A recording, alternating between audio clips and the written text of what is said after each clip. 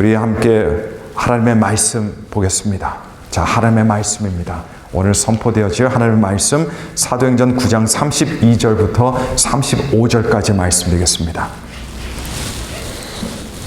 사도행전 9장 32절부터 35절까지의 말씀 제가 봉독해 드리겠습니다. 그때 베드로가 사방으로 두루 다니다가 루다에 사는 성도들에게도 내려갔더니 거기서 애니아라 하는 사람을 만나매 그는 중풍병으로 침상 위에 누운 지 8해라. 베드로가 이르되 애니아야, 예수 그리스도께서 너를 낫게 하시니 일어나 내 자리를 정돈하라 한데 곧 일어나니 루다와 사론에 사는 사람들이 다 그를 보고 주께로 돌아오니라. 아멘. 지난 시간까지 우리는 여러 주 동안 바울과 관련된 그런 말씀들을 함께 나누었었습니다. 근데 오늘은 바울의 이야기가 아니라 베드로의 이야기를 함께 살펴보게 됩니다. 예수님의 수제자였던 베드로입니다. 예수님께서 너는 나를 누구라 하느냐라고 제자들에게 물어보셨을 때 주는 그리스도시요 살아계신 하나님의 아들이십니다 라고 하는 이런 정답을 말했던 사람이 베드로입니다. 하지만 얼마 안 지나서 예수님께서 체포당하실 때 이 베드로도 결국은 예수님을 떠나게 되고 도망치게 됐습니다. 그리고 그 이후 본인은 예수님을 모르는 사람이라고 3번씩이나 이렇게 부인했던 것을 볼 수 있습니다. 그 일로 괴로워하고 힘들어하고 죄책감에 빠져서 살았는데 예수님께서 그를 찾아오셔서 그를 다시 회복시켜 주셔서 그가 이제 예수님을 위해서, 예수님의 복음을 위해서 일평생 사는 그런 예수님의 제자가 되었습니다. 오늘 본문에서 만나는 이 베드로는 그런데요, 여기저기 지금 두루 다니는 베드로입니다. 여기저기 두루 다니고 있어요.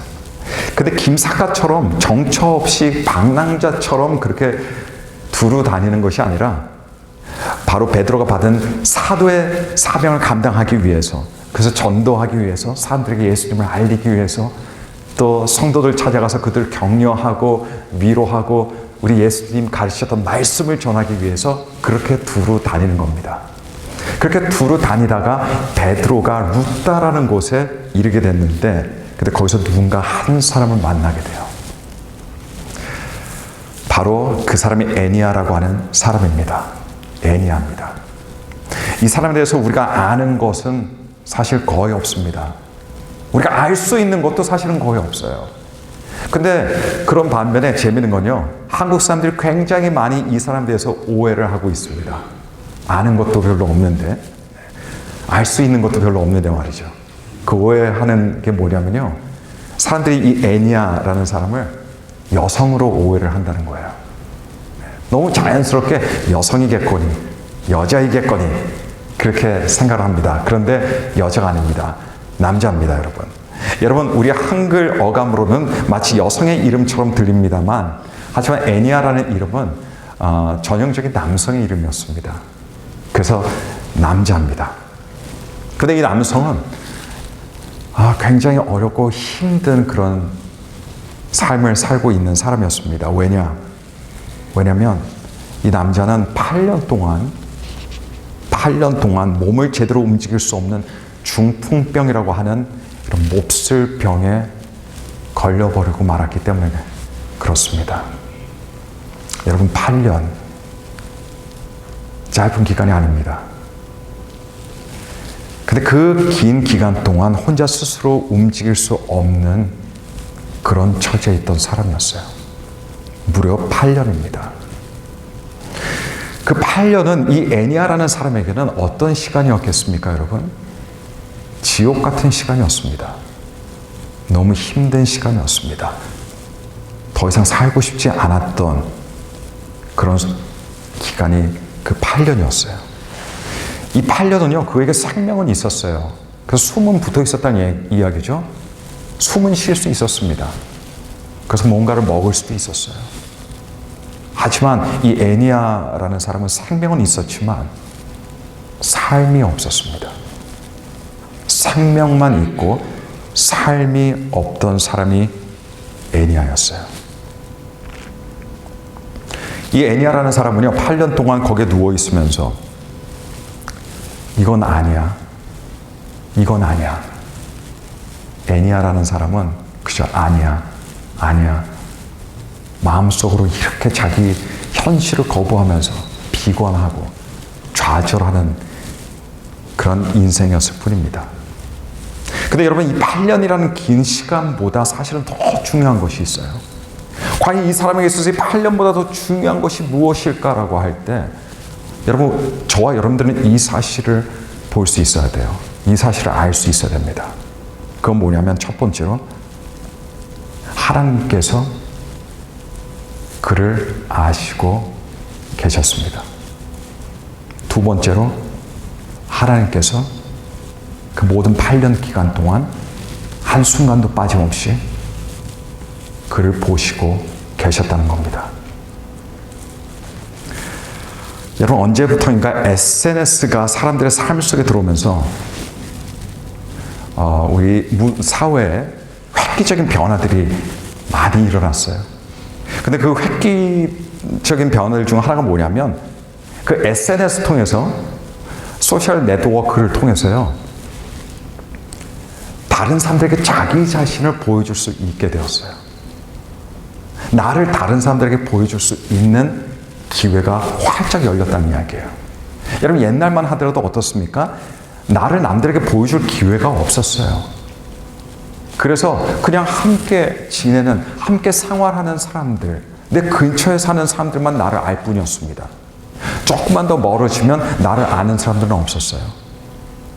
그리고 나를 보여주고 나를 알려줄 수 있는 그런 어떤 수단이나 방법이 없었다는 겁니다. 그런데 이 SNS가 그 장벽을 무너뜨렸다는 이야기예요. 전 세계 사람들에게 나를 알릴 수 있는 기반을 만들어 주었다는 이야기예요. 더군다나 대부분이 무료입니다. 공짜로 내 자신을, 내 생각을, 내가 뭐 해놓은 작업들을 사람들에게 다 보여줄 수 있는 그런 시대가 SNS 통해서 도래가 된 겁니다. 근데 여러분, 내 모습을 다른 사람들에게 보여주는데 내 아무 모습이나 보여주는 게 아니에요. 내가 취사 선택합니다. 그리고 내가 다른 사람들에게 보여주고 싶은 내 모습만 보여줘요. 내 있는 모습도 각색을 많이 합니다. 네, 각색을 많이 하죠. 뭐 우리 한국말로는 뽀샵이라고도 하지 않습니까? 네, 일종의 사실은 조작이죠.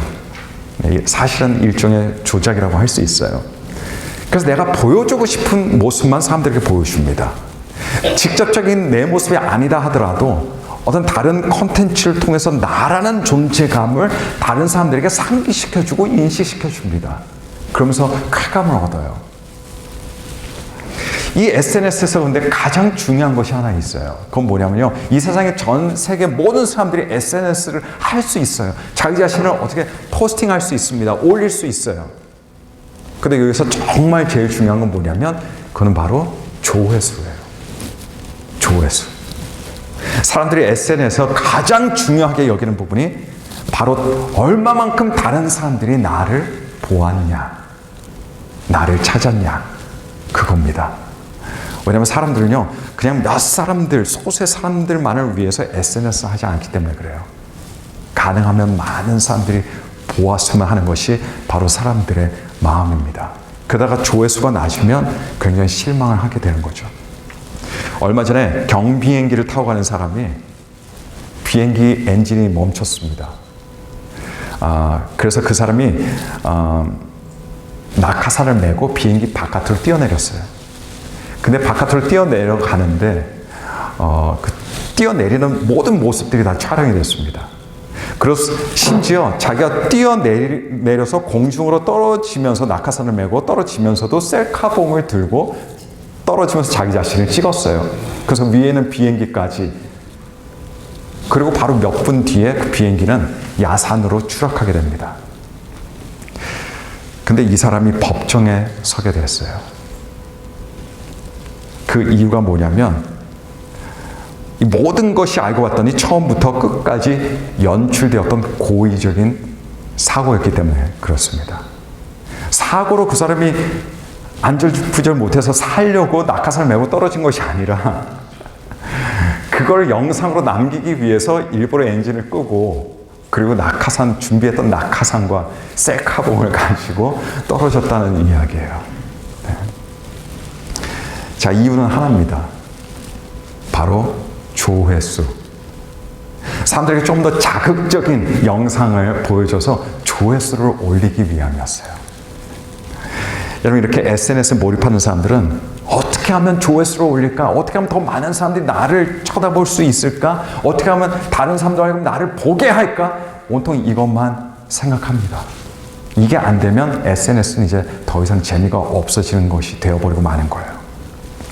여러분, 같은 맥락으로 이 SNS 문화 때문에 2000년대 이후 새롭게 생겨난 사람들이 있어요. 새롭게 생겨난 부류의 사람들이 있습니다. 그 사람들이 누구냐면 일명 인플루언서라고 하는 사람들이에요. 이 사람들은 어떤 사람들이냐면요, 사전적인 의미로는 물론 영향을 주는 사람들이죠. 인플루언스, 영향을 주는 사람들이라는 그런 사전적인 의미를 가지고 있는데, 이 사람들이 어떤 사람들이냐면요, 이런 SNS 같은 걸 통해서 페이스북이나 인스타그램이나 틱톡이나 하여튼 뭐든 간에 그런 소셜 네트워크 서비스를 통해서 어떤 큰 파급력을 갖게 된 사람들, 영향력을 갖게 된 사람들을 일컬어서 인플루언서들이라고 부릅니다. 이 사람들은 기본적으로 조회수가 상상도 못할 정도로 높습니다. 그래서 지금은요, TV 같은 데 안 나와도, 옛날에는 이런 유치원에서 부르던 그런 노래가 있었는데, 내가 TV에 나오면 얼마나 좋을까, 이런 유치원 노래가 있었잖아요. 그죠? 네. 근데 지금은 사람들은 TV는 이제 생각도 안 해요. 오히려 TV보다 인터넷 통해서 자기 자신을 더 잘 알릴 수 있기 때문에 그렇습니다. 그래서 여러분, 신문에 기자가 나한테 와서 취재를 해주지 않아도 얼마든지 다른 사람들에게 영향을 미칠 수 있는 그런 시대가 바로 우리가 살아가는 시대라는 겁니다. 나라와 민족과 인종을 초월해서 원체 수많은 사람들이 이 인플루언서들이 올리는 사진이나 글들을 보기 때문에 거기에 그 영향력은요, 이루 말할 수가 없는 겁니다. 그런데 이 인플루언서가 되기 위해서 다시 한번 말씀드립니다만, 가장 중요한 건 무엇이냐라고 할 때 그것은 바로 조회수예요. 조회수가 낮으면 절대로 인플루언서가 될 수가 없다는 이야기예요. 소셜 네트워크인 SNS는 지금은 하나의 현상이자 동시에 우리의 현실입니다. 현상이자 현실이에요. 거의 대부분의 사람들이 다 SNS를 합니다. 근데 여러분, 우리가 이런 시대에 이걸 알아야 돼요. 사람의 인생의 성공은요, 얼마나 많은 사람들이 나를 알고 있냐에 달려있는 것이 아니라는 얘기예요. 그것은 하나님께서 나를 아시냐에 달려있는 겁니다. 그리고 나를 어떻게 알고 계시냐, 여기에 달려있는 거예요. 얼마나 많은 사람들이 나를 보고 있느냐에 달려있는 것이 절대로 아니고, 하나님께서 나를 보고 계시고 있다라는 것이 중요한 거예요.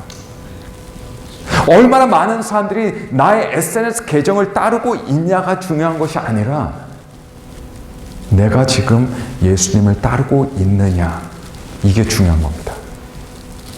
내가 얼만큼 다른 사람들에게 영향을 끼치고 있느냐보다 100배, 1000배, 10,000배보다 중요한 것은 내가 얼마만큼 하나님의 선한 영향력을 받고 있느냐, 얼마만큼 그 영향 아래서 생각하고 판단하고 결정하고 살아가느냐.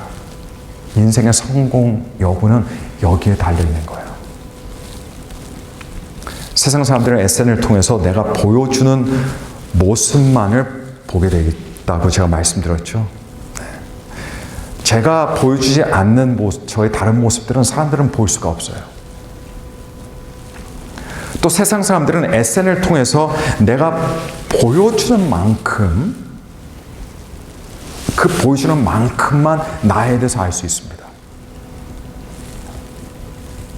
그래서 SNS를 통해서 저를 알게 된 사람은요, 저에 대해서 다 모르는 사람들이에요. 왜냐면 제가 보여주고 싶은 모습만 보여주니까. 알려주고 싶은 제 정보만 알려주기 때문에 저에 대해서 잘 모르는 거예요. 그러다 보니까 오히려 저에 대해서 잘못 아는 사람들은 훨씬 더 많을 수 있다는 이야기예요. 이게 바로 SNS입니다. 이게 SNS예요. 근데 여러분, 하나님은 다르십니다. 내가 하나님께 보여드리고 싶은 모습만을 하나님께 보여드릴 수가 없어요. 왜냐하면 하나님은 다 보시고 계시기 때문에 그렇습니다. 하나님, 저에 대해서 이만큼만 알아주세요. 이렇게 할 수 없어요. 하나님께서는 저의 모든 것들을 다 아시고 계십니다. 왜냐? 하나님은 전지전능한 하나님이시기 때문에 그렇습니다. 하나님 앞에서 숨길 수 있는 거 아무것도 없습니다. 여러분, 다시 말씀드립니다. 사람들이 나를 아는 것이 중요한 것이 아니라 하나님께서 나를 아시는 것이 중요한 거예요. 사람들이 나를 보는 것이 중요한 것이 아니라 하나님께서 나를 보는 것이 중요한 거예요. 오늘 본문의 중풍병자는 생명은 있었지만 삶은 없었어요.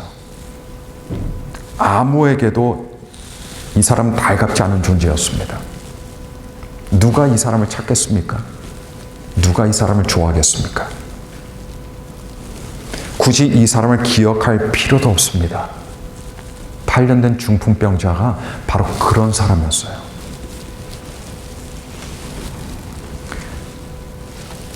아픈 사람이 자기 아픈 모습을 SNS에 올려놓지 않아요. 왜냐면 올려놔봤자 오히려 반대 효과가 나타나기 때문에 그래요. 자기의 못난 모습을 누가 SNS에 올립니까? 그건 정신이 좀 이상한 사람일 뿐입니다. 일반적으로 세상 사람들은요, 유명인이 아니라면 관심이 없어요. 그러니까 이 중풍병자에게 관심이 없을 수밖에 없었어요. 뭔가 내가 큰 것을 가지고 있지 않으면 다른 사람들 나를 쳐다보지 않습니다. 뭔가 내가 잘 나가지 않으면 오히려 사람들은 나를 깔보게 돼 있어요.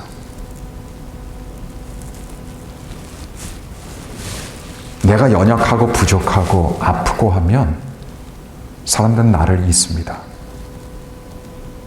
이걸 너무 잘 알기 때문에 부모들은 자식들이 그런 사람들이 되지 않기를 원해서 잊혀진 존재가 되지 않도록, 사람들이 깔보는 사람들이 되지 않기 위해서 아무도 찾지 않는 그런 사람이 되는 것이 아니라 사람들이 계속 찾는 사람이 되라고 그렇게 교육시키고 그렇게 양육하는 거예요. 당시 이 애니아라는 중풍병자에게 관심 있는 사람 아무도 없었어요. 근데 여러분, 우리는 지금 다른 사람들 이야기하는 게 아니잖아요. 우리는 하나님을 이야기합니다. 근데 하나님은 다르셨어요. 하나님은 이 사람을 아시고 계셨습니다. 그리고 아무도 봐주지 않던 이 사람을 하나님께서는 보시고 계셨어요. 그가 어떻게 그런 불행한 상황에 놓여지게 되었고 어떤 마음으로 그 고통을 참고 살아갔는지, 어떤 절망감을 가지고 있었는지, 얼마만큼의 눈물을 쏟고 흘렸는지 하나님께서는 다 보시고 계셨다는 이야기입니다. 근데 하나님께서는 애니아라는 사람의 인생에 계획을 가지고 계셨어요. 34절 말씀 보시게 되면 베드로가 이렇게 이 애니아에게 말합니다. 예수 그리스도께서 너를 낫게 하시니 일어나 내 자리를 정돈하라. 여러분, 여기서 짚고 넘어갈 것이 있습니다. 이건 뭐냐면요, 바로 일어나 내 자리를 정돈하라, 이 부분이에요. 영어 성경들 보면요, 웬만한 영어 성경들은 이렇게 번역하고 있습니다. Get up. Get up and make your bed. Make your bed. 자, 여러분, make your bed 이라는 표현을요, 미국에 사는 아이들은 귀에 그냥 딱지가 않도록 부모에게 들으며 자라는 표현입니다. 아이가 일어나면 부모가 제일 먼저 뭘 시켜요? Make your bed. 침대를 이제 깨끗이 정리하라. 우리나라 옛날 문화를 따지면 이제 이불을 개라라는 이야기죠. 요를 개라는 이야기예요. 근데 베드로가 이 중풍병자에게 뭐라고 합니까? 이불을 개라고 이야기해요. 이불을 개라고 이야기합니다. 여러분, 왜 이 8년 된 중풍병자가 8년 동안 누워 지냈던 그 침상을 정돈해야 했습니까? 왜냐하면 이 애니아는 이제 자기 자리에서 일어날 수 있기 때문에 그래요. 그리고 그 자리에서 이제는 벗어날 수 있기 때문입니다. 그리고 무엇보다 그에게 이제는 새로운 삶이 찾아왔기 때문에 그렇습니다. 윌리엄 맥레이븐이라는 미국 분이 계세요. 윌리엄 맥레이븐. 네, 아시는 분들은 아마 아실 겁니다. 이분은 한 10년 전쯤에 전역한 분이세요. 우리 미 합중국 해군의 대장이었습니다. 미국 사회에서는 굉장히 인지도가 높은 그런 사람입니다. 근데 이분이 자신의 모교였던 텍사스 대학에, 어스틴에 있는 텍사스 대학에 가서 졸업식 연설을 부탁을 받았어요. 그래서 졸업식에 가서 연설을 했습니다. 근데 거기서 연설을 했는데 이분이 연설을 시작하면서 시작한 한마디서부터 졸업생들에게 굉장히 큰 도전과 충격을 주게 됩니다. 그리고 그것이 나중에 그 연설이 바깥으로 나오면서 일반 사람들에게도 굉장히 큰 도전을 주는 연설이 됐어요. 긴 연설이 아니었어요. 짧은 연설이었습니다. 그것도 첫 문장이 그토록 강렬했어요. 도대체 어떤 이야기를 했길래 대학을 졸업하는 졸업생들이 큰 도전을 받았을까요? 자, 그 문장이 이렇습니다. 자, 이분의 연설 첫 문장입니다. 여러분, 세상을 변화시키고 싶으십니까? 그렇다면 아침에 이불부터 개십시오. 이불부터 개고 하루를 시작하십시오. 바로 이 부분이에요. 이 부분입니다. 자, 미 합중국 해군 소속의 특수부대 네이비실 출신입니다. 미 해군 대장이었던 사람이 대학 과정, 그 어려운 대학 과정을 성공적으로 마치고 졸업하는 그 졸업식 연설에서 뭔가 대단한 것들을 기다리고 기대했던 학생들 앞에서 아무도 예상할 수 없는 말을 한 거예요. 너희들 졸업했냐? 졸업하냐? 축하한다. 아침에 일어나면 이불부터 개. 이 이야기인 거예요. 이 이야기. 여러분, 아침에 이불 개고 침대 만드는 것이 그렇게 중요한 일입니까? 그것이 정말 세상을 변화시킬 수 있습니까? 근데 이 장군의 논리는 이렇습니다. 사람이 아침에 일어나서 이불부터 개면 비록 아주 작은 사소한 일이지만 뭔가 하루에 첫 과업을 수행한 거가 되는 거예요. 첫 과업을 수행한 거예요. 그렇게 첫 과업부터 완수하면 뭔가를 완수했다는 작은 뿌듯함으로 하루를 시작하는 거예요. 그러면서 그 하루에 놓인 과업들을 연이어서 계속 이루어 나가는 삶을 살아야 되는데 그 첫 부분이 바로 아침에 일어나자마자 이불을 개는 일이라고 이야기한 겁니다. 그래서 많은 사람들이 여기다 공감대를 얻게 된 거예요. 근데 여러분, 이 맥레이븐 장군은요, 단순히 이불 개야 돼. 그 중요하기 때문에 그래. 이걸 얘기하는 게 아니에요. 이 사람이 이야기하는 건 이불을 얘기하는 게 아닙니다. 이 사람이 이야기하는 거는 인생을 살 때 성공하려면 작은 과업서부터 이루는 습관을 가져야 된다. 이겁니다. 그래서 이 사람은요, 과업, 이 연설을 보면 이 사람이 얼마나 자기 인생의 과업을 중요시하는지 우리가 엿볼 수 있는 장면이에요. 이 사람은 일평생 자기 눈앞에 있었던 임무와 과업을 생각하면서 그렇게 걸어갔고 뛰어갔습니다. 그래서 미 합중국 해군 대장까지 됐어요. 이런 사람에게 졸업생들한테 이분이 해줄 수 있었던 이야기는 작은 거라도 과업을 이루는 인생이 되거라. 그걸 이야기해 주고 싶었던 겁니다.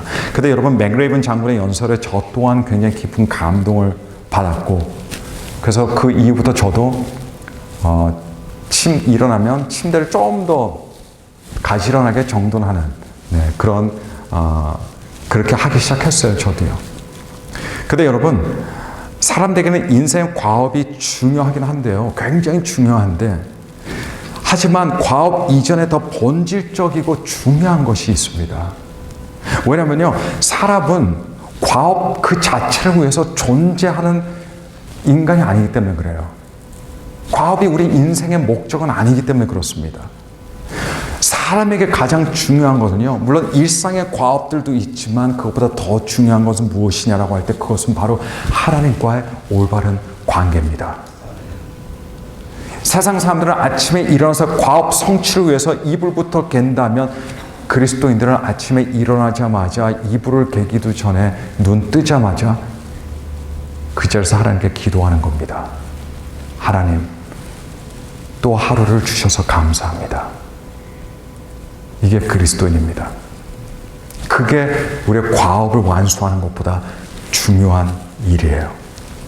한 가정에 아내가 아무리 집안의 과업들에 충실하다 할지라도, 그러나 정작 남편과의 관계에 문제가 있어서 서로 불신한다면 과업들을 아무리 잘 이루고 많이 이루어도 그거는 아무 소용이 없는 겁니다.